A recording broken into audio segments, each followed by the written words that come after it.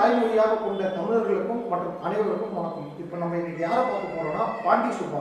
இவங்க வந்து பயோடெக்னாலஜியில் வந்து பிஹெச்டி பண்ணியிருக்காங்க. இப்போ அக்குபஞ்சரோட சிகிச்சையாளர் இவங்க எஸ்கே அகாடமின்னு ஒன்று இப்போ 2 வருடமாக வச்சு ரன் பண்ணிட்டு இருக்காங்க. மேடம் வணக்கம். வணக்கம் சார். மேடம், இப்போ இந்த அக்குபஞ்சர் துறை எப்படி மேடம் போயிட்டு இருக்குங்க? நல்லா போயிட்டு இருக்குங்க சார். இது வந்து ஒரு ஆற்றல் மருத்துவம் சார்ந்த மருத்துவம், மருந்தில்லாத மருத்துவம். அதனால் எந்த மக்கள் வந்து எனக்கு தொடர்ச்சியாக மருந்து மாத்திரை சாப்பிட பிடிக்கல, நான் இயற்கை வாழ்வியலுக்கு திரும்பணும், நான் இயற்கையாகவே என் உடம்பை சரி பண்ணிக்கணும் அப்படின்னு மரபு மருத்துவங்களுக்கு திரும்புகிற மக்கள் இதனால் நிறைய பேர் பயனடைகிறாங்க. அது எப்படி நம்ம தெரிஞ்சுக்கலாம்? ஆக்சுவலி சுகர் வந்ததுன்றது எப்படி தெரிஞ்சுக்கலாம்? அது ஒரே அடியாக சுகர் வந்து இல்லாமல் குறைக்கணும்னா எப்படி? இப்போ நீங்கள் இந்த சுகர் பற்றி கேட்குறீங்க இல்லையா சார்? இப்போ இந்த சுகருக்கு மாத்திரை மருந்து எடுத்துக்கிறவங்க குணமாகி மாத்திரை மருந்து நிறுத்தியிருக்காங்களா? இல்லை, லைஃப் லாங்காக மாத்திரை மருந்து எடுத்துக்கக்கூடிய சூழல் வருது. ஆனால் எங்களுடைய அக்குபஞ்சர் மருத்துவத்தில் அவங்க மாத்திரை மருந்து இல்லாமல் நோயை முழுமையாக குணப்படுத்திக்க முடியும்.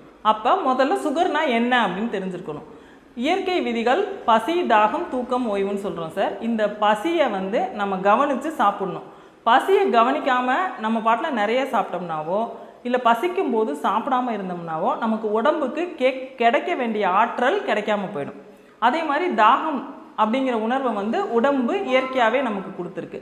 அப்போ தாகம் எடுக்கும்போது தண்ணி குடிக்கணும், தாகம் இல்லைன்னா தண்ணி குடிக்கக்கூடாது தேவையில்லாமல். அப்போ இந்த பசி, தாகம், தூக்கம் வரும்போது சீக்கிரமாக தூங்கிடணும். நைட்டு ரொம்ப லேட்டாக சாப்பிட்றது, லேட்டாக தூங்குறது, அந்த மாதிரி விஷயங்கள் பண்ணக்கூடாது.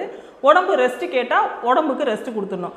எனக்கு சாப்பிட கூட டைம் இல்லை, எனக்கு தண்ணி குடிக்க கூட டைம் இல்லை அப்படின்னு சொல்லிட்டு நம்ம ஏதோ ஒரு பொருளாதாரத்தை நோக்கி ஓடிட்டு இருக்கோம் இல்லையா? அப்படி ஓடாமல் நிதானித்து நம்ம உடம்பை கவனித்து நம்ம இந்த வாழ்வியல் முறைகளை கடைபிடிக்கும் போது நமக்கு நோய் வராது. இதெல்லாம் நம்ம கடைபிடிக்க தவறிட்டோம். இன்றைய டெக்னாலஜி வளர்ந்த இந்த உலகத்தில் வந்துட்டு நம்ம பசியை கவனித்து சாப்பிட்றோமானா இல்லை, நமக்கு பிடிச்சதை சாப்பிட்றோமானா இல்லை, என்ன சாப்பிட்றோன்னு நமக்கு தெரியறதில்ல, டிவியை பார்த்துட்டே பாதி சாப்பிட்றோம். இந்த மாதிரி நம்மளுடைய உணவு பழக்க வழக்க முறைகள், உணவுகள், நம்மளுடைய நீர், அது சக்தி மிக்க நீரா அப்படின்னா அதுவும் ஒரு கொஸ்டின் மார்க்காக இருக்குது. இப்போ இந்த வாழ்வியல் முறைகளால் நம்ம உடம்புல கழிவு தேங்குது. கரெக்டா? இப்போ இந்த உடம்பு அம்மா வயிற்றுக்குள்ளே இருக்கும்போது அந்த ஒரு செல் எப்படி முதுகு தண்டா வளர்ந்து, அப்புறம் கண்ணா வளர்ந்து, மூக்கா வளர்ந்து, காதா வளர்ந்து, ஒவ்வொரு உறுப்புகளையும் தனக்கு தேவையான மாதிரி உருவாக்கிக்கிட்டு அது மொத்த உருவமாக வந்துச்சோ, அதே மாதிரி இந்த உடம்புல ஒரு கழிவு தேங்குனுச்சுன்னா இந்த உடம்புக்கு வெளியேற்றக்கூடிய ஆற்றல் இருக்குது. அப்போ இந்த உடம்பு என்ன பண்ணுன்னா, நீ இவ்வளவு கழிவு தேக்கி வச்சிட்டியா, நான் உனக்கு ரெஸ்ட்டு கொடுக்குறேன். அப்போ உனக்கு டயர்டாக இருக்கும். ரெஸ்ட்டு கொடுக்கணுன்னா உடம்பு என்ன பண்ணும்? டயர்டாகிக்கிடும். அப்போ கழிவு எப்படி வெளியேறும்? யூரின் அதிகமாக போகும். இப்போ யூரின் அதிகமாக போகும்போது ஆட்டோமேட்டிக்காக தண்ணி அதிகமாக கேட்கும். அப்போ இந்த சுகரோட ஃபஸ்ட்டு சிம்டம்ஸ்னு நம்ம சொல்கிறதே தண்ணி அதிகமாக குடிக்கிறதும் யூரின் அதிகமாக போகிறதும் தான். இதை நம்ம என்ன பண்ணுறோம்? அப்போ இப்படி பண்ணக்கூடாது, இப்படி தண்ணி அதிகமாக கேட்கக்கூடாது, யூரின் அதிகமாக போகக்கூடாதுன்னு சொல்லி போய் டெஸ்ட் பண்ணுறோம். வெளியேற கழிவில் சுகர் லெவல் அதிகமாக காமிக்குது. அப்போ அந்த வெளியேற கழிவை எடுத்து டெஸ்ட் பண்ணி வச்சுக்கிட்டு நமக்கு சுகர் இருக்குதுன்னு நம்மளுடைய செல்களில் பதிவு பண்ணிடுறோம். அதை கண்ட்ரோலில் வைக்கிறதுக்காக மாத்திரை சாப்பிட்றோம்.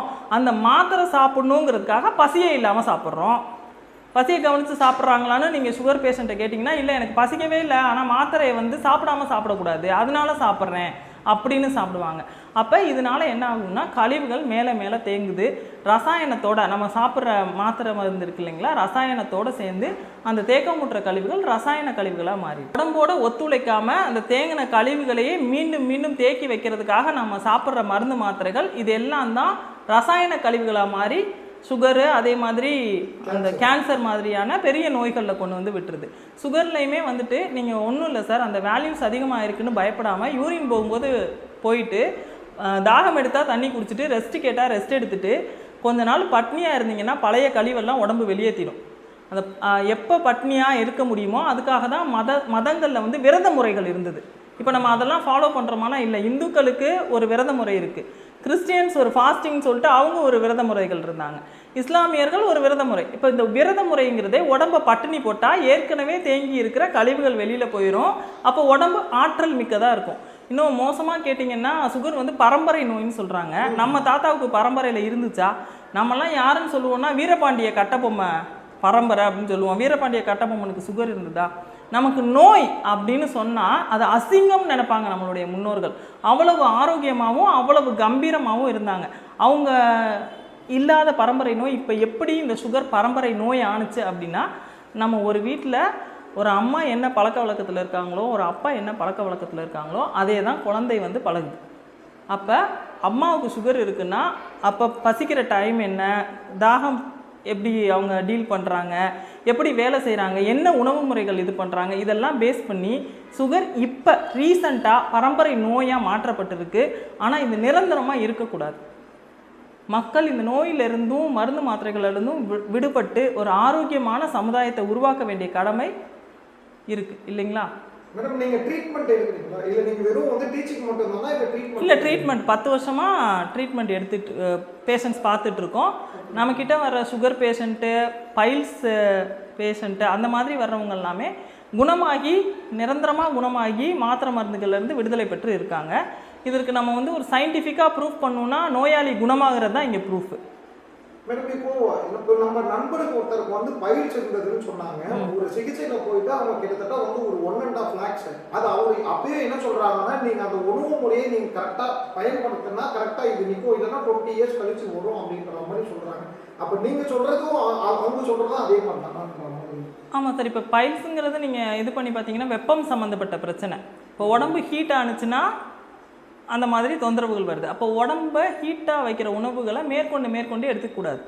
அப்போ நீங்கள் சாப்பிடும்போதே இதமாக இருக்கிற உணவுகள், இளநீர், தேங்காய் பால், இந்த மாதிரி வயிற்றை புண்ணாக்காமல் வயிற்றுக்கு இதமான உணவுகளை உள்ளே கொடுக்கும்போதும் ஆற்றல் மருத்துவத்தை கொடுக்கும்போதும் பார்த்திங்கன்னா அந்த வெப்பம் வந்து சமநிலை ஆகிறதுக்கு வாய்ப்பு இருக்குது. அப்போ இது வந்து நிரந்தரமாக குணமாகும்.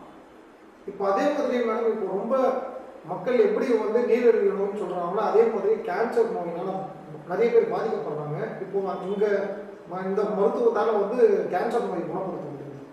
நிறைய கேன்சர் பேஷண்ட் வந்து குணமான, இப்போ எங்களுடைய ஆசான்கள் சொல்லக்கூடியவங்க இருக்காங்கல்ல, அவங்கக்கிட்ட எல்லாம் கேன்சர் பேஷண்ட்ஸ் வந்துட்டு குணமான இதுவுமே நிறைய இருக்குது, குணமாக இருக்குது, குணமாக்க முடியும்.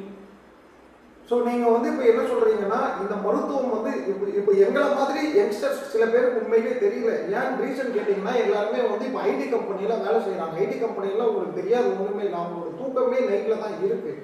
ஸோ இப்போ அதுக்கெல்லாம் வந்து அதை ஃபுட்டு மூலமாக நீங்கள் அதை க்யூர் பண்ண முடியுமா? இல்லை, தூக்கத்துக்கு மாற்று வந்து தூக்கம் தான் சார். இப்போ ஐடி கம்பெனியில் நைட்டு ஃபுல்லாக முழிச்சு வேலை செய்கிறாங்கன்றீங்களா, இப்போ நைட்டு வந்து உடம்பு ஒரு ப்ராசஸை பண்ணும்ல, அந்த ப்ராசஸ் அது எப்போ பண்ணும்? அது காலையிலலாம் பண்ணாது. நைட்டு உடம்புலேருந்து கழிவை நீக்கணும்னா அது அப்போ தான் உடம்புலேருந்து கழிவை நீக்கணும். ஆனால் நம்ம அந்த நேரம் ஃபுல்லாக முழிச்சு வேலை செய்கிறதோடு மட்டும் இல்லை, இன்றைக்கி பார்த்திங்கன்னா நிறைய உணவகங்கள் மிட் நைட்டு 4 மணிக்கு பிரியாணி சூடா அப்படிலாம் கிடைக்குதுன்னு சொல்லிட்டு அந்த நேரம் நமக்கு பசிக்கக்கூடிய நேரமானு கேட்டிங்கன்னா இல்லை. ஆனால் ஒரு செயலை வந்து நம்ம தொடர்ந்து ஒரு 20 நாள் செய்யும்போது அது நமக்கு பழகிடுது. அப்போ நைட்டு அவங்களுக்கு அந்த சாப்பிட்றது பழகிட்டே தவிர நிஜமாக பசித்து சாப்பிட்றாங்களான்னு கேட்டால் இல்லை. நம்ம முன்னோர்கள் வேலைக்கு சாப்பிட்ணுன்னு சொன்னதே பசிக்கிற வேலையில் சாப்பிடுங்கன்னு. இயல்பாக காலையில் மத்தியானம் சாயங்காலம் தான் பசிக்கும், நைட்டு பசிக்காது. 6 மணிக்கு மேலே விளக்கு வச்சதுக்கு மேலே சாப்பிடவே மாட்டாங்க. ஆனால் இப்போ நம்மளுடைய வாழ்வியல் முறைகள் எத்தனை மணிக்கு சாப்பிட்றதா இருக்குது? அட்லீஸ்ட் 6 மணிக்கு சாப்பிட முடியலனாலும் ஒரு 8 மணிக்கு சாப்பிட்டு ஒரு 9:30 மணிக்காச்சும் தூக்கத்துக்கு போயிடணும். இப்போ இந்த வாழ்வியல் முறைகளை ஃபாலோ பண்ணுறவங்களுக்கு எந்த தொந்தரவுகளாக இருந்தாலும் உடம்பு வந்து சரி பண்ணி கொடுத்துரும்.